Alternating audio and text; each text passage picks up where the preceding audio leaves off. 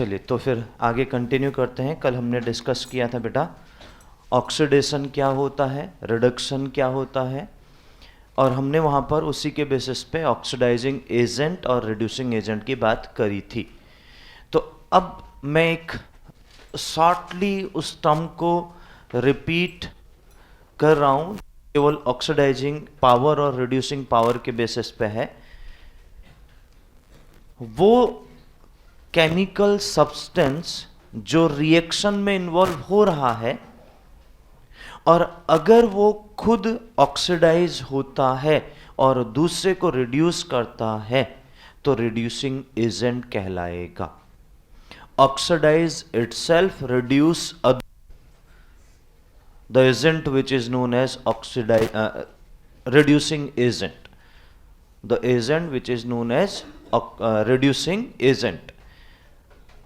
अगर हम थोड़ा अब इसको चेंज करें, वो केमिकल स्पीसीज जो रिएक्शन में पार्टिसिपेट कर रही है और साथ में हमारे पास सामने वाले को ऑक्सीडाइज कर रही है और खुद वो रिड्यूस हो रही है, तो उसे हम बोलते हैं बेटा ऑक्सीडाइजिंग एजेंट। क्योंकि सामने वाले के लिए जो काम हो रहा है बेटा हम उसकी बात करेंगे। Understood everyone? क्या मेरी बात सब समझ पा रहे हैं अच्छे से? तो oxidise other reduce itself, okay, oxidise other reduce itself, that is known as oxidising agent. Understood everyone? समझे बच्चों? कल भी हमने ये बात कही थी ना कि ऑक्सीडाइज अगर वो दूसरे को कर रहा है तो दूसरे के लिए जो काम कर रहा है हम उसकी बात करेंगे ना, और उसी के बेसिस पे उसका नाम एजेंट रखा जाएगा। ये बात सही है? ठीक है। तो वो क्या कर रहा है बेटा? दूसरे को ऑक्सीडाइज कर रहा है और खुद रिड्यूस हो रहा है, मतलब तो दूसरे के लिए क्या काम किया उसने? ऑक्सीडेशन करने का। इसलिए क्या कहा जाएगा बेटा उसको? Oxidising agent. Is that clear? समझे बच्चों? पक्का? ठीक है, यहां तक कनेक्ट किया सबको अच्छे से? ठीक है। तो बेटा हमारे पास ऑक्सीडाइजिंग एजेंट यानी उसके बेसिस पर जो टर्म आ रहा है बेटा ऑक्सीडाइजिंग पावर, मतलब ऑक्सीडाइजिंग पावर किसके लिए यूज होगा? पहले तो ये टर्म समझो, किसके लिए यूज होगा? ऑक्सीडाइजिंग एजेंट के लिए। अब पावर की बात क्यों कह रहे हैं? क्योंकि ऑब्वियस है कि बेटा उसके अंदर हमें उसकी पावर को हम ये कह सकते हैं कि इसकी ऑक्सीडाइजिंग पावर ज्यादा होगी, किसकी ऑक्सीडाइजिंग पावर कम होगी। अब कंपैरिजन करना है तो पावर वर्ड इसलिए यूज हो रहा है, मतलब कौन ज्यादा अच्छा ऑक्सीडाइजिंग एजेंट है। मतलब दो ऑक्सीडाइजिंग एजेंट है सपोज करिए, तो बेटा दो में से कौन अच्छा ऑक्सीडाइजिंग एजेंट है ये आपको डिसाइड करना होगा। तो इसके लिए हमने वर्ड क्या यूज कर लिया? क्या यूज किया बेटा? Oxidising power. Is that clear everyone? समझे? समझे सब लोग? समझे? पक्का? और सेम अगर हम इसी तरीके से ये बात करें रिड्यूसिंग पावर, तो ऑब्वियस है कि बेटा हमारे पास जो सब्सटेंस है वो दूसरे को रिड्यूस, मतलब दो रिड्यूसिंग एजेंट हैं, ये कह सकता हूं ना? ठीक है। रिड्यूसिंग पावर किसके लिए वो यूज होगा? रिड्यूसिंग एजेंट के लिए। तो मतलब वो खुद तो ऑक्सीडाइज होगा, दूसरे को रिड्यूस करेगा। ये बात तो समझ में आ गई अपने को। हम बात ये करना चाह रहे हैं बेटा कि दो रिड्यूसिंग एजेंट हैं, तो दो में से कौन अच्छा रिड्यूसिंग एजेंट है? जो अच्छा होगा बेटा उसकी पावर ज्यादा होगी, इसलिए हम यहां पर रिड्यूसिंग पावर की बात कर रहे हैं। Understood everyone? वो टर्म रिलेट हुए कि नहीं हुए आप लोगों को अच्छे से? पक्का? जब तक वो टर्म कनेक्ट नहीं करेंगे बेटा तब तक आपको ये चीजें समझ में नहीं आएंगी, ये ध्यान रखना। इससे मैं आपसे फिर से पूछना चाह रहा हूं बेटा, understood the basic term of the oxidising power and reducing power everyone? Good. तो आगे चलते हैं बेटा। अगर ये टर्म आपको अच्छे से कनेक्ट किया है, ऑक्सीडाइजिंग पावर आपको कनेक्ट हो चुका है, रिड्यूसिंग पावर आपको कनेक्ट हो चुका है, तो अब हम यहां पर थोड़ा सा उसी चीज को लेकर चलते हैं कि ऑक्सीडाइजिंग पावर को हम किस तरीके से यहां पर रिलेट करते हैं। तो बेटा सबसे पहले हम बात कर रहे हैं, अब मैं यहां पर स्टार्ट कर रहा हूं ऑक्सीडाइजिंग पावर। ऑक्सीडाइजिंग पावर का मतलब सीधे सीधे हमारे पास जो खुद रिड्यूस होगा, सही है ना? जो खुद क्या होगा? रिड्यूस होगा। खुद रिड्यूस होगा। अगर मैं कोई एक ए एटम हूं उसके नेचुरल स्टेट में, अब मुझे नहीं पता बेटा उसका नेचुरल स्टेट अभी क्या है, नेचुरल स्टेट, ठीक है। इससे मैंने आपको डायरेक्टली बोल दिया कि मैं नेचुरल स्टेट की बात कर रहा हूं, मुझे नहीं पता कौन सा स्टेट है, ठीक है। It will take electron to give a minus, और वो भी एक्वस में, मतलब साथ में यहां पर वाटर भी दिखा देता हूं ताकि आपको क्लियर हो जाए। कौन सा स्टेट था मुझे नहीं पता, इसलिए मैंने नेचुरल स्टेट लिखा है। कहां कैसे जाना है ये सब सेकेंडरी पार्ट आपको पता है, मैं वहां अभी कहीं नहीं जा रहा हूं, मैं एक जनरल स्टेप पर रिएक्शन लिख रहा हूं। तो वो यहां से कंप्लीटली इस कंडीशन में आया। तो बेटा यहां पर हमारे पास डेल्टा एच की बात करेंगे जिसमें वो एनर्जी की बात होगी, वो एनर्जी रिलीज भी हो सकती है, वो एनर्जी एब्जॉर्ब भी हो सकती है। मैं प्लस माइनस करके आपको दिखा रहा हूं। Is that clear? समझे? अब सबसे बड़ी बात यह है, पहली कंडीशन, इसके दो केस जो आपके बन रहे हो, देखो यही मैं आपको बता रहा हूं, मैं इसको डेप्थ में ले जा रहा हूं तो आप कनेक्ट जरूर करिएगा बहुत अच्छे से। पहली कंडीशन बेटा, इसमें डेल्टा एच अगर हमारे पास पॉजिटिव हो जाए, पॉजिटिव का मतलब फिर से वही बात आती है बेटा, अगर आपको पता है वो एंडोथर्मिक की बात हो जाएगी। एंडोथर्मिक मतलब मुझे बाहर से एनर्जी प्रोवाइड करनी पड़ेगी। अगर एनर्जी प्रोवाइड करनी पड़ेगी तो बेटा वो हमारे लिए, उसके लिए क्या फेवरेबल कंडीशन तो नहीं होगी, तो लिख सकते हो it is not a favourable condition, ठीक है। सो it is not a favourable condition, it is not अ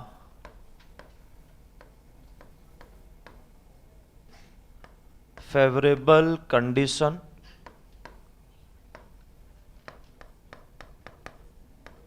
अब क्यों फेवरेबल कंडीशन नहीं है पहले ये भी समझ लो भाई। देखो ये सीधी सी बात है यार, बार बार मैंने आपको समझाया है कि अगर हम किसी को एनर्जी दे रहे हैं तो अनस्टेबल होगा ना, लेकिन कोई एनर्जी रिलीज कर रहा है तो स्टेबल होगा कि नहीं होगा?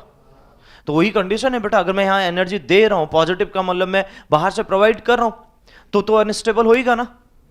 तो इट मींस बेटा कि it is unstable condition, so it means it is unfavourable condition, ठीक है। It is not a favourable condition for the initiation of a particular reaction, मतलब ये रिएक्शन फिर यहां नहीं जाना चाहेगी अगर ऐसा होगा तो। क्या मेरी बात सबको समझ में आ रही है? पक्का? एवरीवन? गुड, ठीक है। And second condition, delta H which is equal to negative, मतलब इससे तो साफ साफ समझ में आ रहा है कि क्या हो रहा है बेटा, ये एक्सोथर्मिक, ठीक है। और एक्सोथर्मिक मतलब मैं सीधे सीधे कह सकता हूं कि बेटा it is favourable condition, it is favourable condition बेटा।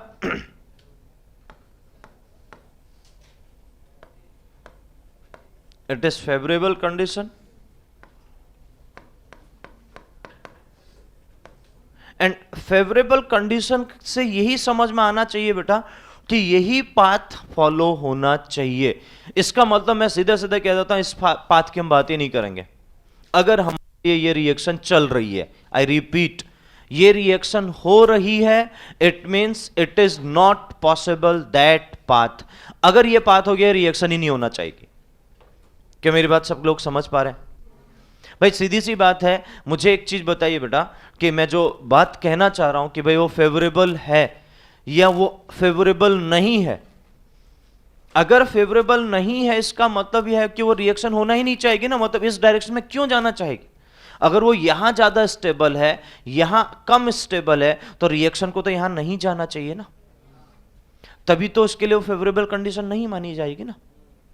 यस और नो? समझ पा रहे ना बेटा मेरी बात को?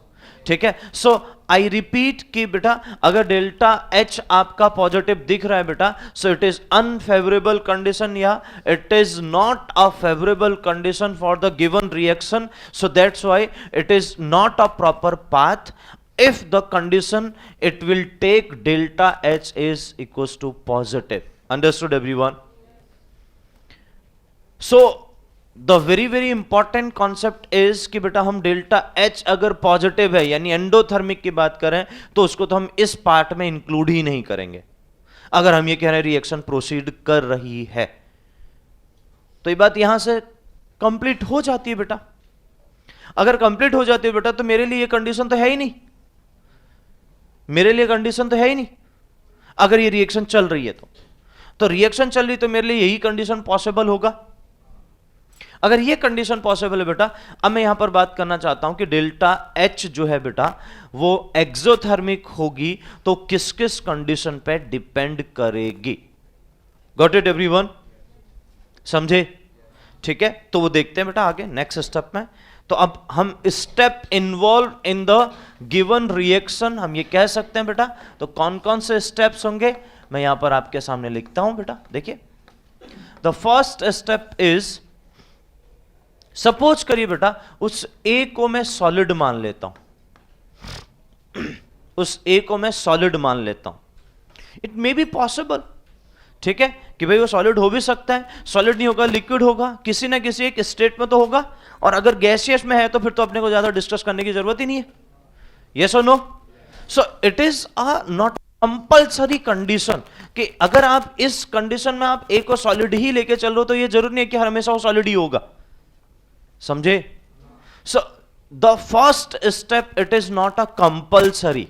यहां इस रिएक्शन में स्टेप जरूरी नहीं है कि वो कंपल्सरी हो, ठीक है। बट अगर if in case of solid that's mean कि ए जो है बेटा अगर मैं सीधे सीधे गैसियस फॉर्म में कन्वर्ट करूंगा तो यहां डेल्टा एच ऑफ सब्लिमेशन की बात की जाएगी। सही है? और जो हमारे पास पॉजिटिव होता है मतलब एंडोथर्मिक होता है। क्या मेरी बात सब लोग समझे बेटा?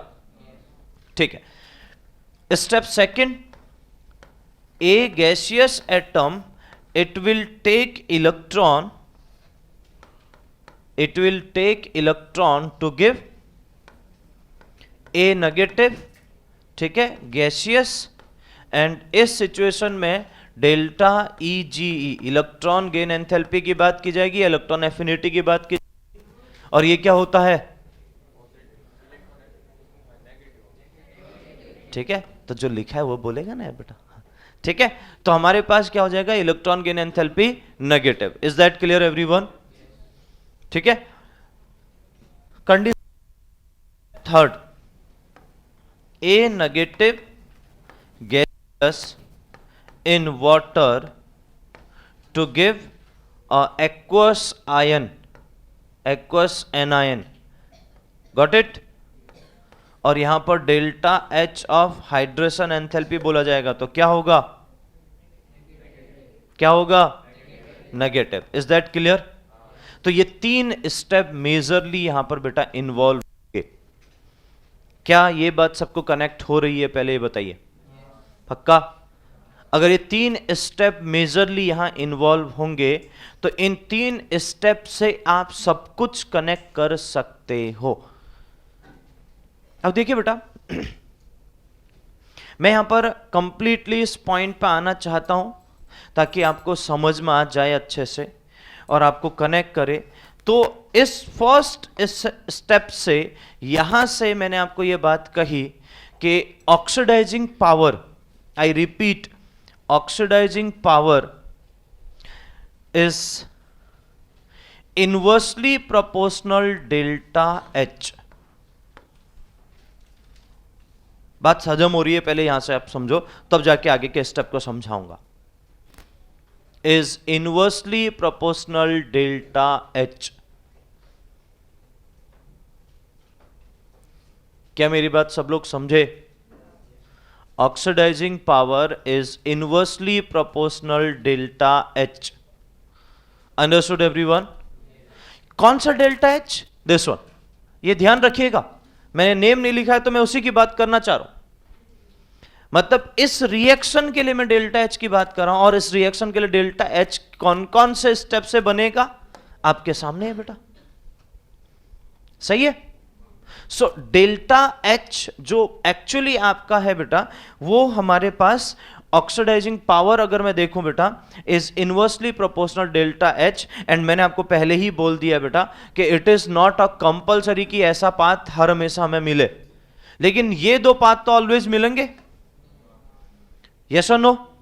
सो यहीं से मैं कह सकता हूं कि बेटा oxidising power is inversely proportional delta H, is inversely proportional delta H of this reaction, जो कॉमनली मैंने आपको बताया, but directly proportional electron gain enthalpy and directly proportional hydration enthalpy. Is that clear? बोलो हाँ कि ना? समझे कि नहीं समझे? ठीक है, एक बहुत अच्छा स्टेटमेंट आपको बता रहा हूं बेटा, अगर आप कनेक्ट कर पा रहे हो तो। इनवर्सली प्रोपोर्शनल क्यों बोला? क्योंकि ये बात तो सीधी सी है ना बेटा, कि जिसकी ऑक्सीडाइजिंग पावर ज्यादा होगी वो डेल्टा एच आपका क्या होगा बेटा, वो डेल्टा एच पूरी रिएक्शन की एंथैल्पी है। किसकी एंथैल्पी है? पूरी रिएक्शन की। ठीक है, और उस पूरी रिएक्शन में मैंने आपको बोला कि बेटा वो हर एक पार्ट इन्वॉल्व है, जिसमें आप ये कह सकते हो कि भाई हमारे पास वो नेचुरल स्टेट में था, इसलिए मैंने आपको पहले क्या लिखा था, नेचुरल स्टेट। समझे? तो अब नेचुरल स्टेट लिखा था बेटा, उसके बेसिस पे डेल्टा एच कुछ भी हो सकता था, क्योंकि मैंने कहा पॉजिटिव भी पॉसिबल है, नेगेटिव भी पॉसिबल है, लेकिन हम क्या कह देंगे सीधे सीधे, वो कुछ भी पॉसिबल है, मतलब इनवर्सली प्रोपोर्शनल है। यस और नो? तो अब डिपेंड करता है बेटा, डेल्टा एच जितना कम होते जाएगा ऑक्सीडाइजिंग पावर उतनी बढ़ती जाएगी। लेकिन ये बात तो सही है ना कि बेटा अगर मैं स्टेप के अकॉर्डिंग जाऊं तो मेरे लिए इलेक्ट्रॉन गेन एंथैल्पी और hydration enthalpy, it is the most common step. Is that clear everyone? Yes और no? So I repeat, oxidising power is increases if the electron gain enthalpy is increases. Yes और no? And the same thing कि oxidizing power is increases if the hydration enthalpy is increases. Yes or no? तो ये बहुत common point है बेटा, और please make sure कि आप इन चीजों को बहुत अच्छे से समझना, ताकि आप लोगों को कनेक्ट करने में कहीं पर कोई दिक्कत ना आए। Understood everyone? समझे? समझे? ठीक। तो ऑक्सीडाइजिंग पावर किस तरीके से रिलेट कर रहा है बेटा, ये आपको बहुत अच्छे से यहां से कनेक्ट कर जाएगा, ये दिक्कत नहीं करना चाहिए। Understood everyone? समझे मेरी बात? गुड। अब बेटा हम यहां पर थोड़ा सा एक इसका पूरा पार्ट अगर आप समझ चुके हो तो मैं थोड़ा सा रिलेट आपको उस बेसिस पे करता हूं, जो हम ट्रेंड की बात करते हैं, तो मैं ट्रेंड में आ जाता हूं। अगर मैं ट्रेंड में जाऊं तो first left to right, if we move left to right in a periodic table, the oxidizing power, I repeat, oxidizing power increases or decreases? Oxidizing power increases or decreases? Increases. Okay, so oxidizing power क्या होगी बेटा, increase करेगी। सही है? क्या मेरी बात सब लोग समझ पा रहे हैं? ये डाइजेस्ट हो रहा है सबको कि लेफ्ट टू राइट जाने में ऑक्सीडाइजिंग पावर क्या होगी बेटा? क्यों? क्योंकि इलेक्ट्रॉन लेने की टेंडेंसी बढ़ती है, इलेक्ट्रोनेगेटिविटी भी बढ़ती है, ये बात तो आपको कल भी बताया था। ठीक है ना? सो इन सिंपल वर्ड की बेटा हम लेफ्ट टू राइट जा रहे हैं तो ऑक्सीडाइजिंग पावर क्या होगी बेटा? बढ़ेगी। Is that clear everyone? क्या मेरी बात सबको समझ में आई अच्छे से? ठीक है। और अगर हम बेटा टॉप टू बॉटम की बात करते हैं, ऑक्सीडाइजिंग पावर क्या होगी? ऊपर से नीचे आने में इलेक्ट्रॉन गेन एंथैल्पी ऑब्वियस है क्या होगी बेटा? डिक्रीज होगी, पहली बात। दूसरी बात, हाइड्रेशन एंथैल्पी भी डिक्रीज होगी। अगर दोनों डायरेक्टली प्रोपोर्शनल हैं तो क्या होगा बेटा? ऑक्सीडाइजिंग पावर डिक्रीज ही होगी, इसलिए टॉप टू बॉटम क्या हो जाएगी बेटा? डिक्रीज हो जाएगी। तो अब देखो बेटा, ये एक बहुत अच्छी बात आपको मिल गई है on the basis of periodic table. The oxidizing power, if we move in a periodic table from left to right, is increases and top to bottom is decreases. Got it everyone? समझे? समझे? ठीक। तो बेटा ये oxidising power का condition. अब इसके basis पे एक मोस्ट इंपॉर्टेंट एग्जाम्पल, ध्यान रखना, जो एग्जाम्पल बता रहा हूं वेरी वेरी इंपॉर्टेंट, और ये क्वेश्चन इसी तरीके से डायरेक्टली बना भी हुआ है। ठीक है? वी नो दैट, देखिए आप लोग समझिए अच्छे से पॉइंट को। We know that the electron gain enthalpy of Cl is greater than electron gain enthalpy of F. Yes or no? We know that the electron gain enthalpy of Cl is greater than electron gain enthalpy of fluorine. But the oxidizing power of fluorine is greater than oxidizing power of chlorine. Why? देखो ये question मैंने बना दिया। I repeat, electron gain enthalpy, we know that electron gain enthalpy of Cl is greater than electron gain enthalpy of fluorine. ये सबको clear है, हमने पढ़ा भी था, ठीक है। So electron gain enthalpy of Cl is greater than electron gain enthalpy of F, but the oxidising power of F is greater than oxidising power of Cl। Why? कोई बता सकते हैं बेटा इस क्वेश्चन का रीजन? और मैंने आपको बोला एग्जाम्पल जो भी दिया है वो बहुत इंपॉर्टेंट है, इसे बहुत अच्छे से समझना। यस, बोलो एनीवन, क्या कोई इसका रीजन बता सकते हैं?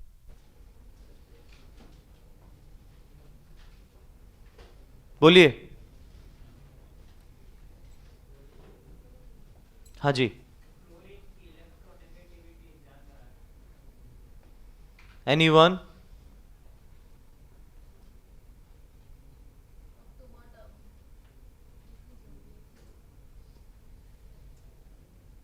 फ्लोरीन की जो साइज है वो फ्लोरीन से कम होगी, इसलिए इसकी हाइड्रेशन एंथैल्पी ज्यादा होगी और फ्लोरीन की हाइड्रेशन एंथैल्पी ज्यादा होगी। परफेक्ट, एकदम सही आंसर बेटा।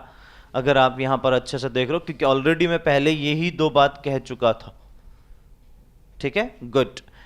ये बहुत इंपॉर्टेंट पॉइंट है, फिर से ध्यान रखना बेटा कि यहां पर इलेक्ट्रॉन गेन एंथैल्पी ज्यादा होने के बाद भी मैंने आपके सामने क्वेश्चन तो बना दिया था कि ऑक्सीडाइजिंग पावर फ्लोरीन की ज्यादा है, तो इसका मतलब एक ही फैक्टर है ना बेटा। क्या फैक्टर है? Hydration enthalpy. तो हाइड्रेशन एंथैल्पी इसका मतलब क्या हो गया? फ्लोरीन की ज्यादा। तो अब आप रीजन में अगर लिखोगे बेटा, इसका आंसर जो आएगा वो रीजन में लिखोगे कि electron gain enthalpy of chlorine is greater than electron gain enthalpy of fluorine, but the oxidizing power of fluorine is greater than chlorine. So basically it is based on the dominating factor is hydration enthalpy. तो dominating factor is hydration enthalpy, ये इसका dominating factor बन जाएगा बेटा। dominating factor is hydration enthalpy. Understood everyone? So hydration enthalpy dominating factor होगा। So in this situation the hydration enthalpy of fluorine is greater than as compared to hydration enthalpy of the chlorine। अगर ऐसा हो गया बेटा तो hydration enthalpy तो बहुत ज्यादा आपकी रिलीज होगी फ्लोरीन के as compare two chlorine.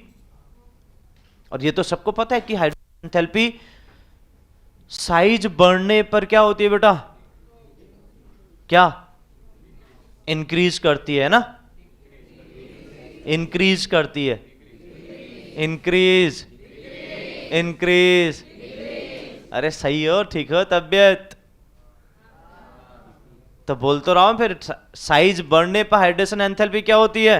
Increase करती है। क्या करती है? अरे इंक्रीज करती है बेटा, फिर से कह रहा हूं, तबियत ठीक है? तो साइज बढ़ने पे हाइड्रेशन एंथैल्पी क्या हो रही है? इंक्रीज कर रही है। सही है कि नहीं है? सही है? देखो, थैंक यू सो मच। ये मेरे पढ़ाने का फायदा बस मुझे दिख रहा है कि आप लोगों ने अच्छे से किया है और वो संभाल के रखा है और उस पर भरोसा रखा है, ठीक है। यही चीज है बेटा कि जहां पर आप कॉन्फिडेंट रहो, समझे? तो साइज बढ़ने पर हाइड्रेशन एंथैल्पी बेटा डिक्रीज होती है। अब हाइड्रेशन एंथैल्पी डिक्रीज हुई तो Cl की हाइड्रेशन एंथैल्पी और F की हाइड्रेशन एंथैल्पी का कंपैरिजन करूं तो ऑब्वियस है कि बेटा फ्लोरीन की ज्यादा होगी। अब यहां जितने भी बनेंगे वो आयंस बनेंगे, ध्यान रखना। ये तो जनरल कंपैरिजन मैंने आपको किया, लेकिन बनेगा तो आयंस ना। Cl नेगेटिव F नेगेटिव वाला केसेस बनेगा। तो अगर किसी को दिक्कत हो रही है तो वो यहाँ नेगेटिव भी लिख सकते हैं बेटा, इसमें मतलब ऐसा मत समझना कि भाई मैंने नहीं लिखा है तो क्यों नहीं लिखा। अगर किसी को दिक्कत है वो तो आयंस बना के लिख सकता है, लेकिन बात यहां पर अगर ऑक्सीडाइजिंग पावर की चल रही है, इसका मतलब इलेक्ट्रॉन तो उसने गेन किया होगा तभी बात चल रही है। So in this situation the hydration enthalpy is the dominating factor as compare to the electron gain enthalpy, so that's why the oxidizing power of fluorine is greater than as compared to chlorine. Is that clear everyone? देखो बहुत interesting question है और बहुत ही specific है, इसे मैं आपको बार बार कह रहा हूं कि आप समझिएगा। Got it everyone? क्या मेरी बात सब लोग समझे? ठीक है, तो ऑक्सीडाइजिंग पावर के बारे में हमने क्या जाना और क्या सीखा ये आप एकदम अच्छे से समझ चुके होंगे।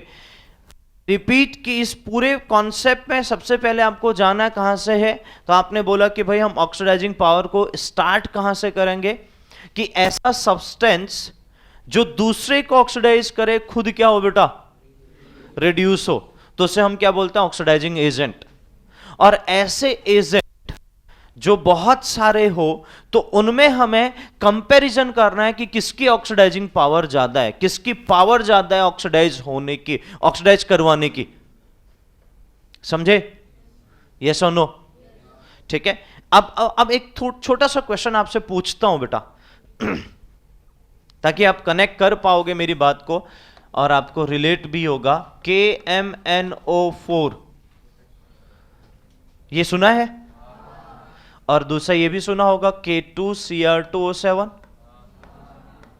ठीक है, ये पढ़े भी होंगे फर्स्ट यूनिट में, ठीक है ना। अब मैं आपसे पूछना चाह रहा हूं बेटा, दोनों के दोनों हमारे पास यहां पर किसकी तरह बिहेव करेंगे ये डिसाइड करना है सबसे पहले। अब आपको एक और बहुत अच्छा पॉइंट देख के जा रहा हूं, ध्यान दीजिएगा मेरी बात को। यहां चेक करते हैं बेटा Mn का ऑक्सीडेशन स्टेट जो आपको डेफिनेशन लिखवाई है, और यहां Cr का ऑक्सीडेशन स्टेट, ठीक है। तो देखो बेटा एक छोटी सी मेथड आपको बता रहा हूं कि ताकि आप किसी भी कंपाउंड में ऑक्सीडेशन स्टेट निकाल पाओ इसी मेथड से। ये जनरल है, मतलब कोई टिपिकल नहीं है, ऐसा मत समझना कि बहुत ज्यादा कोई कॉम्प्लिकेशन मैंने आपको बताया। सिंपल मेथड है, सिंपल कैलकुलेशन है। जो मैंने आपको लिखवाया था ना कि ऑक्सीडेशन नंबर की बात करी थी, अच्छे से बैठ ले बेटा, तब भी ठीक है ना, ठीक है ना तब भी, हाँ ठीक है। तो हमने बात करी थी कि बेटा कि ऑक्सीडेशन स्टेट की या ऑक्सीडेशन नंबर की, तो जो आपको लिखा है था ऑक्सीडेशन नंबर वो कैलकुलेट कैसे होता है, that is the mathematical calculation, और इट इज सिंपलेस्ट कैलकुलेशन, कोई टिपिकल नहीं है। मतलब ये अगर मैं मालूम को बेटा वो फर्स्ट सेकंड थर्ड के बच्चे को भी बोलूंगा तो उसको भी समझाऊंगा, उसको भी समझ में आ जाएगा। इससे बोल रहा हूं कि टिपिकल नहीं है क्योंकि कैलकुलेशन सिंपल है। तो आपको ध्यान देना है कि भाई उस तरीके से आपको सिंपल कैलकुलेशन करते हुए चलना है। कि ध्यान दो बेटा, अगर मैं यहां पर बात करूं पोटेशियम, तो इतना अब सबको क्लियर हो जाना चाहिए। पोटेशियम मतलब कहां आता है, पीरियोडिक टेबल में कहां आता है, एस ब्लॉक में। तब एस ब्लॉक में भी कहां, फर्स्ट ए, सही है। अब फर्स्ट ए में आता है मतलब हमारे पास उसके आउटर मोस्ट में कितने इलेक्ट्रॉन होंगे, 1, तो एक इलेक्ट्रॉन वो डोनेट कर लेगा इजिली। तो के पे कौन सा चार्ज आएगा, तो माइनस का है को बोल रहा है, ठीक है। तो के पे कौन सा चार्ज होगा, +1, है ना। और कितने पोटेशियम है, दिख रहा है ना सबको, जो दिखता है वो तो लिख सकते हो ना कम से कम, हाँ ठीक है।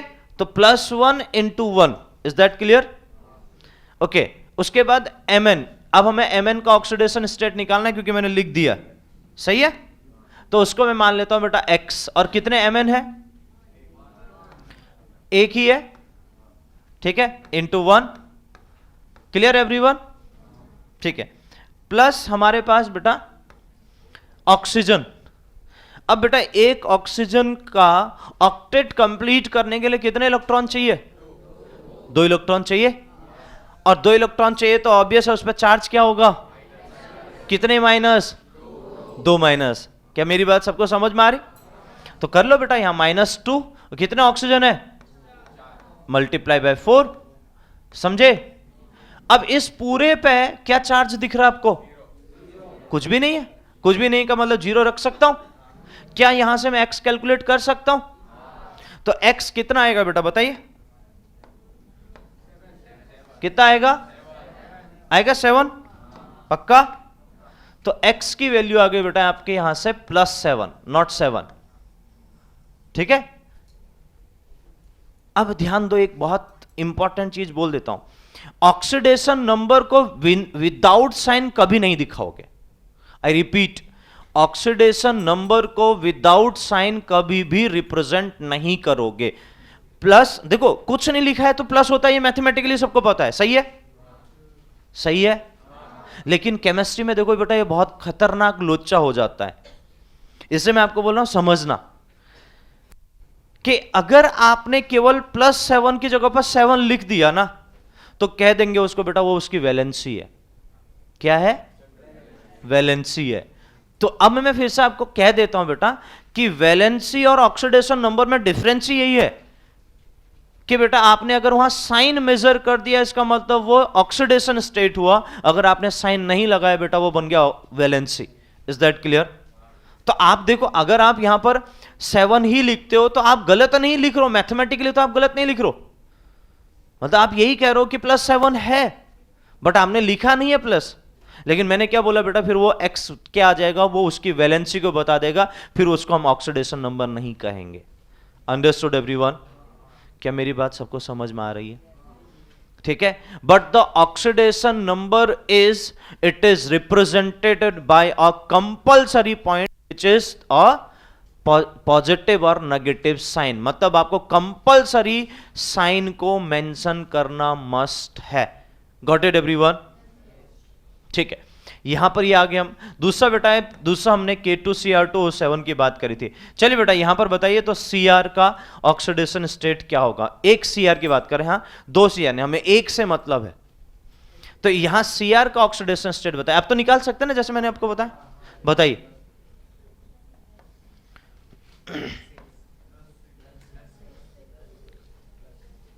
क्या आ रहा है?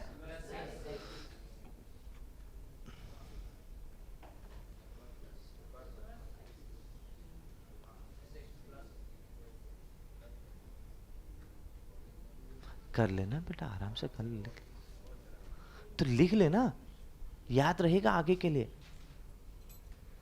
खाली ऐसे कैलकुलेट करना। मैंने आपको बोला कैलकुलेशन टिपिकल नहीं है। अब मुझे बताओ कैलकुलेशन का टिपिकल है?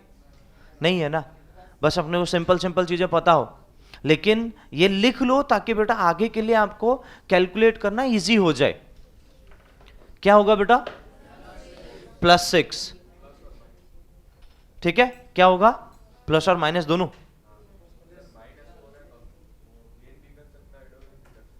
क्या बोल रहा है? किसने बोला Cr की जनरल वैलेंसी 4 है? ये किसने बोला कि Cr की जनरल वैलेंसी 4 है?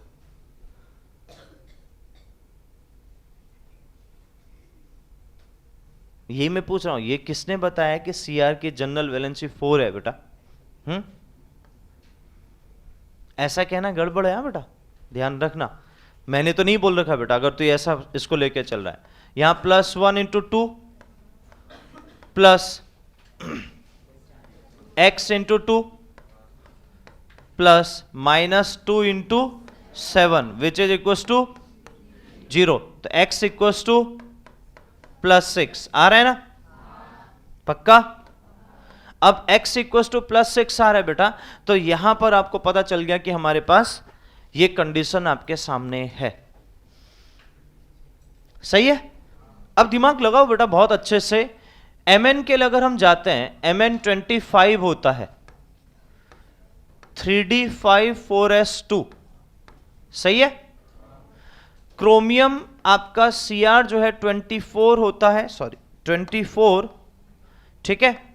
और 3d5 4s1 स्पेशल केस है, समझे? अब मुझे ये बताइए बेटा, आप दिमाग लगाओ, इससे पहले तो पूरा का पूरा फुलफिल है अंदर, इसकी बात करूं तो यहां भी वही है। अब बेटा यहां से ये भी इलेक्ट्रॉन निकल गया और ये भी इलेक्ट्रॉन निकल गया, तभी तो +7 आया। और यहां से ये भी निकला और ये भी निकला, तभी +6 आया। क्या मैं सही कह पा रहा हूं बेटा? मेरी बात सब लोग समझ पा रहे? ठीक है, तो इससे तो साफ साफ पता चल गया बेटा कि भाई वो अपने मैक्सिमम ऑक्सीडेशन स्टेट में प्रेजेंट है। इसके बाद अब कोई भी ऑक्सीडेशन स्टेट नहीं आ सकता है। क्यों? क्योंकि इससे अंदर वाला पूरा ऑक्टेट कंप्लीट कर रहा है। आप चेक कर सकते हो 1s2 2s2 2p6 3s2 3p6 यहीं तक होगा। अब 3p6 आ गया मतलब ऑक्टेट कंप्लीट। अरे समझे? सेम यहां पर भी वैसा ही होगा। तो ऑक्टेट कंप्लीट है मतलब अब ऑक्टेट कंप्लीट है और प्लस चार्ज बढ़ते गया तो इलेक्ट्रॉन निकालना इजी होगा कि डिफिकल्ट होगा? बताओ। इजी होगा।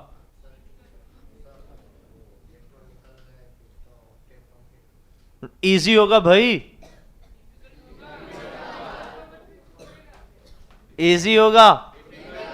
क्यों होगा?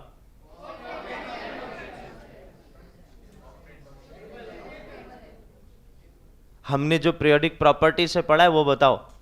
इससे मैं बार बार कह रहा हूं कि इजी होगा। बोलो। यस, परफेक्ट आंसर बेटा। ठीक है, हमने जो पीरियोडिक प्रॉपर्टीज पढ़ी बेटा वहां से ऑक्टेट कंप्लीट है, बात सही है बेटा, वो सेकेंडरी पॉइंट है, हमें उस पर नहीं जाना है। हमें तो ये देखना है कि बेटा आयनाइजेशन एंथैल्पी क्यों एक्सट्रीम लेवल में बढ़ी। बिकॉज जैसे जैसे पॉजिटिव चार्ज बढ़ रहा है बेटा, जेड इफेक्टिव बढ़ रहा है, फोर्स ऑफ अट्रैक्शन बढ़ रहा है, तो बाहर का इलेक्ट्रॉन अब निकालना क्या हो जाएगा बेटा? डिफिकल्ट हो जाएगा। समझे? समझे कि नहीं समझे? तो उस बेसिस पे बेटा अब यहां से इलेक्ट्रॉन निकालना, जब उसने 6 इलेक्ट्रॉन इसने दे दिए, 7 इलेक्ट्रॉन दे दिए, तो डिफिकल्ट होगा। तो अब मुझे बताओ बेटा, मैं एक ही पॉइंट आपसे कहना चाहता हूं। देखिए देखो, बहुत इंटरेस्टिंग पॉइंट है, मैं आपको बता रहा हूं कि यहां पर आपको अगर दिख रहा है तो केमनो4 में Mn अपने मैक्सिमम ऑक्सीडेशन स्टेट में आ गया है, Cr अपने मैक्सिमम ऑक्सीडेशन स्टेट में आ गया। क्या मैं कह सकता हूं? मतलब इसके बाद तो इलेक्ट्रॉन नहीं दे सकता है ना। तो ये तो फिक्स हो गया कि वो अपने मैक्सिमम ऑक्सीडेशन स्टेट में आ चुका है और अब वो इलेक्ट्रॉन डोनेट नहीं कर सकता है। बोलो हाँ कि ना? पक्का? पक्का? अगर ऐसा हो गया बेटा, इसके बाद भी अगर KMnO4 और K2CR2 किसी रिएक्शन में पार्टिसिपेट कर रहे हैं तो क्या करेंगे? अब दिमाग लगाओ तो। मैंने क्या बोला? इसके भाई वो अपने मैक्सिमम ऑक्सीडेशन स्टेट में है। अब इसके बाद अगर कहीं रिएक्शन हो रही है, तो रिएक्शन हो रही है बेटा, तो उसमें KMnO4 पार्टिसिपेट किया, मतलब KMnO4 भी रिएक्शन में इन्वॉल्व हुआ, और ऐसे ही K2CR2O7 भी रिएक्शन में इन्वॉल्व हुआ। तो अगर ये रिएक्शन में इन्वॉल्व होंगे तो करेंगे क्या? क्या बोला? क्या बोल रहे?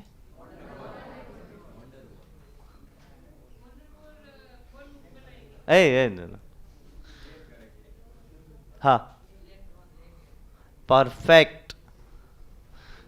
कि अगर वो रिएक्शन में पार्टिसिपेट करेंगे तो इलेक्ट्रॉन लेंगे, ना कि अब इलेक्ट्रॉन देंगे। क्यों? क्योंकि ये तो अपने मैक्सिमम ऑक्सीडेशन स्टेट में आ चुके हैं ना। हाँ कि ना? तो अगर मैक्सिमम ऑक्सीडेशन स्टेट में आ चुके हैं तो अब वो इनको इलेक्ट्रॉन देना तो डिफिकल्ट है, ये सबको पता है। तो अगर उसके बाद भी इलेक्ट्रॉन में किसी रिएक्शन में पार्टिसिपेट करें तो रोल क्या होगा इनका? इलेक्ट्रॉन लेने का, ना कि देने का। Is that clear? अब जो इलेक्ट्रॉन ले रहा है उसका क्या होगा? Definition reduction. परफेक्ट। अब अगर बेटा जो इलेक्ट्रॉन ले रहा है उसका रिडक्शन होगा तो किसकी तरह काम करेगा? किसकी तरह? Oxidising agent. किसकी तरह काम करेगा? क्या क्लियर है मेरी बात है सबको? देखो ये सब आप बोल रहे हो, अब मैं नहीं बोल रहा हूं, इसका मतलब मेरी जो बातें पहले मैंने आपको बताई वो कितना कनेक्ट हुई है वो आपको पता होगा। Is that clear? So I repeat कि बेटा अगर वो अपने मैक्सिमम ऑक्सीडेशन स्टेट में पहुंच चुका है तो फिर भी वो रिएक्शन में पार्टिसिपेट कर रहा है, इसका मतलब इलेक्ट्रॉन इनटेक करेगा, और इलेक्ट्रॉन इनटेक करेगा इसका मतलब उसका रिडक्शन होगा। इट मींस वो सामने वाले के लिए किसकी तरह काम करेगा?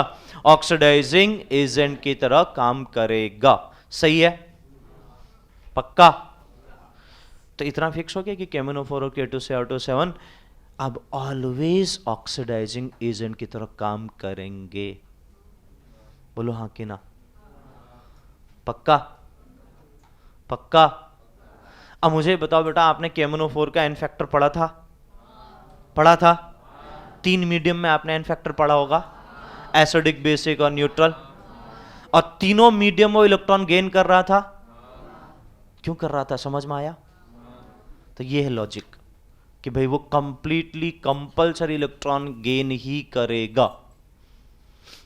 अब ये पॉइंट उठा है तो आपको थोड़ा सा ये समझाता हूं। पहला एक क्वेश्चन आपसे पूछना चाहता हूं कि KMnO4 और K2SiO2 में से कौन ज्यादा स्ट्रॉन्ग ऑक्सीडाइजिंग एजेंट होगा? क्या आप बता सकते हो? क्यों?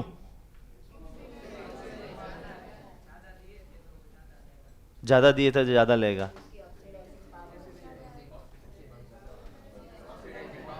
हाँ, तो स्ट्रॉन्ग, मैंने आपको बोला कौन स्ट्रॉन्ग ऑक्सीडाइजिंग एजेंट है, तो आपने बोला ऑक्सीडाइजिंग पावर। ये तो मुझे भी पता है, जब पावर ज्यादा होगी तभी स्ट्रॉन्ग ऑक्सीडाइजिंग एजेंट होगा। ठीक है, ये तो जनरल है, बट मैं ये बोल रहा हूं क्यों ऑक्सीडाइजिंग पावर ज्यादा है? ऑक्सीडाइजिंग नहीं बोलते बेटा उसको, ऑक्सीडेशन नंबर। ठीक है, हाँ बोलिए।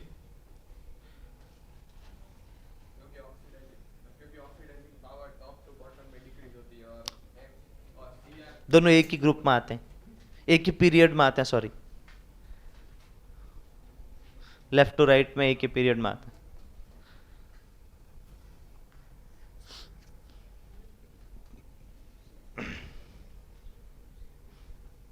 तो सही बोल रहे, ग्रुप मत बोल, पीरियड बोलना। लेफ्ट टू राइट जाने में Mn इधर आ रहा है, Cr इधर आ रहा है। Mn इधर है, Cr इधर है। लेफ्ट टू राइट जाने में क्या होती है? ऑक्सीडाइजिंग पावर बढ़ती है। अभी तो लिखवा है, हाँ के ना? तो Cr इधर है, Mn इधर है, तो Mn के ऑब्वियस ऑक्सीडाइजिंग पावर क्या हो जाएगी? ज्यादा हो जाएगी। पहला लॉजिक। और इसी को अगर मैं प्रॉपरली कैलकुलेशन के बेसिस पे कनेक्ट करूं तो क्या कहूंगा? Mn पे +7 चार्ज है, Cr पे +6 चार्ज है, किसकी हाइड्रेशन एंथैल्पी ज्यादा होगी? समझे कि नहीं समझे? तो जिसकी हाइड्रेशन एंथैल्पी ज्यादा बेटा ऑब्वियस है वही डोमिनेटिंग फैक्टर बनने वाला है। तो उसके बेस में सीधे सीधे कह सकता हूं कि हमारे पास हाइड्रेशन एंथैल्पी ज्यादा, मतलब बेटा ऑक्सीडाइजिंग पावर ज्यादा। तो KMnO4 और K2SiO2 में हमारे पास कौन ज्यादा स्ट्रॉन्ग ऑक्सीडाइजिंग एजेंट है? KMnO4। Is that clear? और इसको प्रूफ करोगे बेटा आप आगे जाके, अगर आप देखोगे तो आपके पास एक कॉन्सेप्ट आएगा कंप्लीटली, जब हम इलेक्ट्रोकेमिस्ट्री में 12th में इलेक्ट्रोकेमिस्ट्री की बात करते हैं वहां आप ये प्रॉपरली कनेक्ट करोगे। ठीक है ना? समझे? कनेक्ट हुआ सबको? गुड। अब रही बात बेटा दूसरा हमारे पास सबसे इंपॉर्टेंट पॉइंट ये कि ऑक्सीडाइजिंग पावर आपको बता तो दिया, जैसे मैं आपको बोल रहा था कि बेटा आपने वहां तीनों मीडियम में आपने देखा होगा इलेक्ट्रॉन इनटेक करता है, लेकिन तीनों मीडियम में इलेक्ट्रॉन अलग अलग इनटेक करता है। ये बात सबको क्लियर है? आई रिपीट कि बेटा KMnO4 तीनों मीडियम में इलेक्ट्रॉन इनटेक करता है, तीनों मीडियम में अलग अलग इलेक्ट्रॉन इनटेक करता है। पता है? यस और नो? पक्का? सबको पता है ना? ठीक है, तो एसिडिक मीडियम में बेटा कितने इलेक्ट्रॉन इनटेक करता है बताइए? कोई नहीं बोलेगा? कैसे पूछा? एसिडिक मीडियम में KMnO4 कितने इलेक्ट्रॉन इनटेक करता है?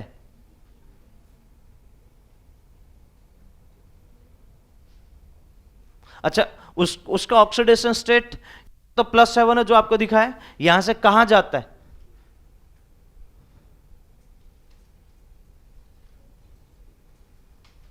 क्यों याद क्यों नहीं है बेटा?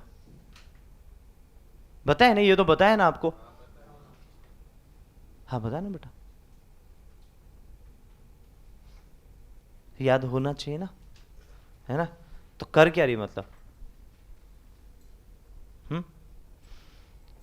ठीक है? तो एसिडिक मीडियम में वो इलेक्ट्रॉन की इनटेक करता है बेटा, 5 इलेक्ट्रॉन इनटेक करता है। इसका मतलब वो कहां से कहां जा रहा है, कौन से ऑक्सीडेशन स्टेट से कौन से ऑक्सीडेशन स्टेट में जाएगा? यहां तो +7 है,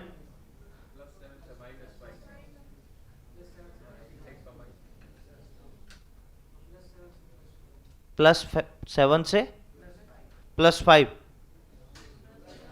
+2 और -5 बोल रहा है। ऐसा क्यों करो बेटा? 5, अब यार 7 + 7 है, उसने 5 इलेक्ट्रॉन इनटेक कर लिए, यानी +7 में से 5 इलेक्ट्रॉन आए तो 5 इलेक्ट्रॉन ने 5 पॉजिटिव चार्ज को न्यूट्रल किया होगा, तो बचेगा कितना चार्ज पॉजिटिव? +2 बचेगा। इसलिए +7 से कहां गया बेटा? +2। समझे? बेसिक मीडियम में बेसिक मीडियम में 3 इलेक्ट्रॉन गेन करता है। लूज क्या बोला? 5 गेन करेगा बेसिक मीडियम में, +3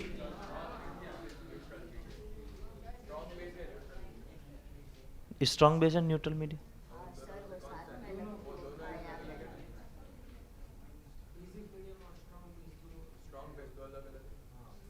मैं बेस बोल रहा हूं, अगर बेस बोला है तो ऑब्वियस है स्ट्रॉन्ग की बात होगी, वीक की बेस की बात नहीं होगी।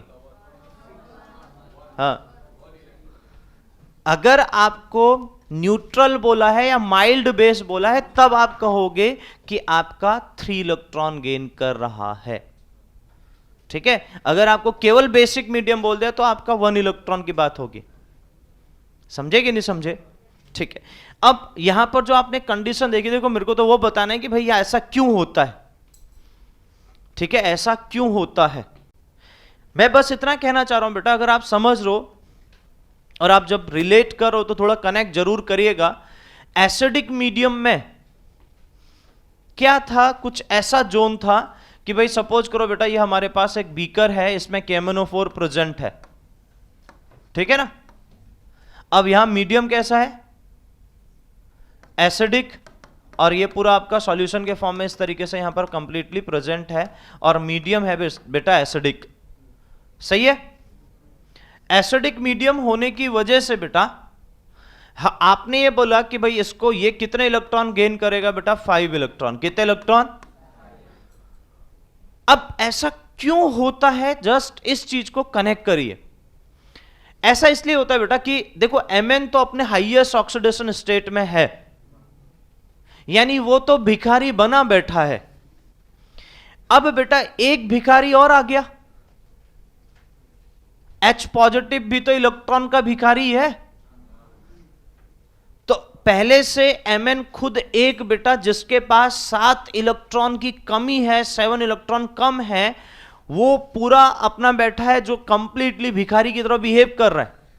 लेकिन ऑब्वियस है कि बेटा उसके साथ साथ एक छोटा भिखारी और आ गया और उसने पूरा मीडियम क्रिएट करके रखा है। तो मुझे बताओ बेटा, उस सिस्टम के जो एक्सेप्ट करने की, जो कोई भी चीज उसको मिले उसको लेने की जो पावर होगी वो ज्यादा होगी कि नहीं होगी? यस और नो? समझे? मतलब क्या हुआ यहां पर, आप समझ सकते हो ना कि भाई वो भिखारी है Mn, तो साथ में बेटा हमारे पास H पॉजिटिव आने से उस भिखारी के लिए उसने कैटलिस्ट की तरह काम कर लिया। और कैटलिस्ट का काम क्या होगा? रेट ऑफ रिएक्शन को बढ़ा देना। तो यानी ऑब्वियस है कि बेटा हमारे पास अब क्या होगा, उसकी भूख को और बढ़ा दिया उसने, तो खींचने की टेंडेंसी ज्यादा होगी कि नहीं होगी? इसलिए मैक्सिमम इलेक्ट्रॉन गेन कर पाता है, यानी 5 इलेक्ट्रॉन जो आप बता रहे। सही है? लेकिन जैसे ही बेटा हम आ जाते हैं बेसिक मीडियम में, अब बेसिक मीडियम में, मीडियम अगर आप देखो बेटा पूरा OH बना है, OH बना है तो इस Mn के सराउंडिंग में OH नेगेटिव घूमते रह रहे। अब उन्हें एक बैरियर बना दिया, अब OH नेगेटिव इलेक्ट्रॉन भी नेगेटिव, तो क्या होगा? रिपल्सन होगा। तो उनको आने नहीं देंगे, इसलिए क्या करेंगे बेटा, वो बड़ी मुश्किल से एक इलेक्ट्रॉन को एक्सेप्ट कर पाता है। Understood everyone? और न्यूट्रल मीडियम में क्या होता है कि जितने H पॉजिटिव उतने ही OH नेगेटिव, जितने H पॉजिटिव उतने ही OH नेगेटिव। अब एक H पॉजिटिव ने एक OH नेगेटिव को क्या किया बेटा, अपोज किया, मतलब दूर हटाया। तो अब क्या होगा बेटा, Mn की कैपेसिटी जितनी होगी उतने इलेक्ट्रॉन गेन कर पाएगा, क्योंकि एक H पॉजिटिव एक OH नेगेटिव एक दूसरे को क्या कर रहे हैं बेटा, रिप्लेस कर दे रहे हैं, और ताकि बेटा वहां चार्ज न्यूट्रल रहे। Understood everyone? लेकिन अब ध्यान रखो बेटा, उस बेसिस पे Mn की जितनी कैपेसिटी उतनी गेन करेगा, और कितने गेन करता है, 3। इसका मतलब अब आप ध्यान दो, दिमाग लगाओ थोड़ा सा, कि अगर मैं यहां पर न्यूट्रल मीडियम में ये देख पा रहा हूं कि भाई वो हमारे पास 3 इलेक्ट्रॉन गेन कर पा रहा है, इसका मतलब उसकी एक्चुअल कैपेसिटी 3 इलेक्ट्रॉन गेन करने की थी, लेकिन बेसिक मीडियम एसिडिक मीडियम आने से क्या हुआ बेटा, उसकी टेंडेंसी उस इलेक्ट्रॉन को गेन करने की बढ़ गई। सही है कि नहीं? यस और नो? भाई देखो, न्यूट्रल से ही आप एसिडिक और बेसिक को रिलेट कर सकते हो ना। तो सबसे पहले न्यूट्रल को पकड़ो, तो न्यूट्रल में 3 इलेक्ट्रॉन गेन करने की टेंडेंसी है, तो एसिडिक में बड़ी क्यों? क्योंकि बेटा उसने क्या किया, उसके भिखारी के उसकी कैपेसिटी को बढ़ा दिया, because of H positive ion आने की वजह से ऐसा हो गया। क्यों? क्योंकि अब क्या था, Mn ही केवल इलेक्ट्रॉन को एक्सेप्ट नहीं कर रहे हैं बेटा, H पॉजिटिव भी इलेक्ट्रॉन को खींचना स्टार्ट कर रहे हैं। क्या मेरी बात सबको समझ में आई? इसलिए बेटा वो आपके 5 इलेक्ट्रॉन इनटेक कर पाता है, जो उसकी नेचुरल टेंडेंसी से ज्यादा है। नेचुरल में यानी न्यूट्रल में कितना था, 3 इलेक्ट्रॉन। तो न्यूट्रल में 3 से इलेक्ट्रॉन की खींचने की टेंडेंसी बढ़ गई, तो इसका मतलब क्या हो गया बेटा, कि वो हमारे पास इलेक्ट्रॉन को ज्यादा एक्सेप्ट इसलिए कर पा रहा है क्योंकि एसिडिक मीडियम उसको इनिशिएट कर रहा है ये करने के लिए। Understood everyone? क्या मेरी बात सब लोग समझे? ठीक है, और बाकी बेसिक और न्यूट्रल तो बता दिया। सेम K2Cr2O7 में भी इसी तरीके से वो काम चलता है, लेकिन बात रही बेटा कंपैरिजन, तो किसकी ऑक्सीडाइजिंग पावर ज्यादा है, KMnO4 की। मेरी बात सबको समझ में आई? ठीक है, तो ये तो था बेटा ऑक्सीडाइजिंग एजेंट। अब हम मूव करते हैं रिड्यूसिंग एजेंट में, रिड्यूसिंग पावर के बेसिस पे।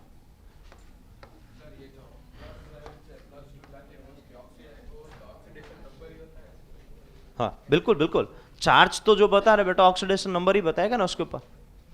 रिड्यूसिंग पावर बेटा, फिर से रिड्यूसिंग पावर के लिए कंडीशन, अब आपको डेफिनेशन वाइज सब कुछ क्लियर है, मैं सीधे मूव कर रहा हूं। सपोज करिए एक नेचुरल स्टेट में हमारे पास एक B एटम प्रेजेंट है जो अपने नेचुरल स्टेट में है,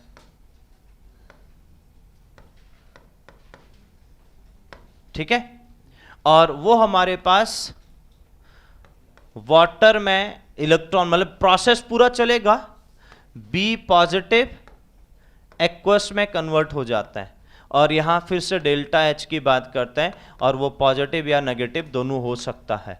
अब पॉजिटिव की बात रही, फिर से वही हमारे लिए वो अनफेवरेबल कंडीशन होगी, नेगेटिव होगा वो हमारे लिए फेवरेबल कंडीशन होगी। Is that clear?